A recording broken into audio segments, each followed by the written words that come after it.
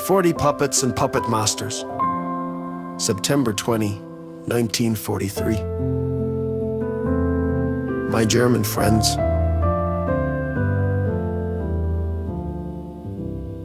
Instead of any reports of victory,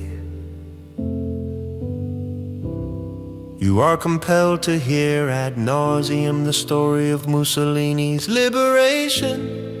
A skillful, daring coup has been overblown into a world historical event. But it is not a world historical event, because Mussolini has ceased to be world history. He is no longer the deuce, the leader, but rather something completely different. He is a puppet. The trick that freed Mussolini has had one result. It has increased the number of German political puppets by one. Everything that will come out of the mouth of this puppet will come not from the puppet itself, but from the one who is speaking through it. He is the perfect puppet in German hands and will be thrown away by them, just as a child throws away a puppet of which it has grown tired. Mussolini is an example of many other political puppets that National Socialism has made use of. The first was Hindenburg. They had him sign decrees whose meaning he no longer understood. The next puppet was the so-called German Reichstag, this assembly of paid yes-men.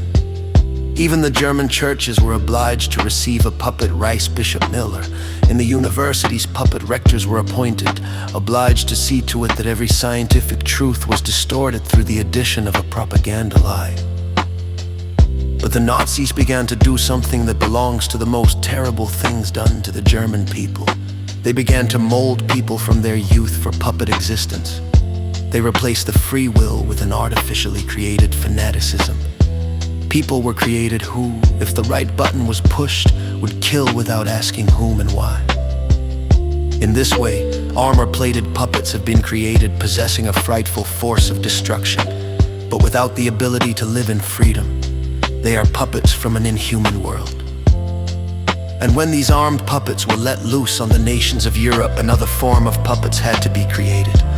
Puppet regents. The Norwegian puppet became the most famous. It gave its name to all the others. Quisling in this way Lovell was appointed in France.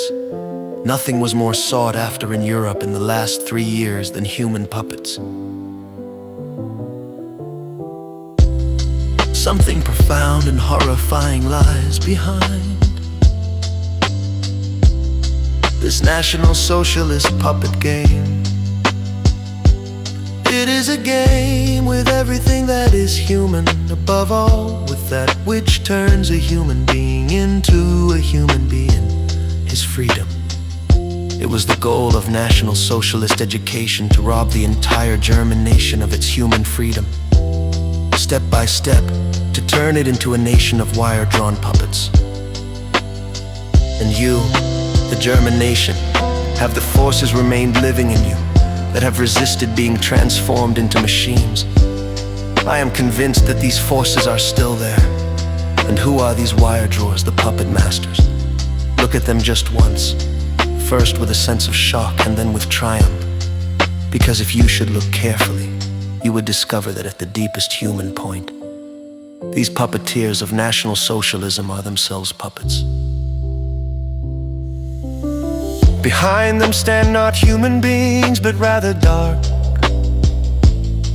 sub- and superhuman forces by which they are driven. These forces are everything that is dark, distorted, and desperate in the German soul. Look at them, how small and hollow they are as people. And then see how strong they are as impersonal, dark powers driven by a demonic will. They are masks behind which the powers of destruction hide. Pull off the mask and the puppet show of darkness that has plunged you and the world into the greatest of all tragedies.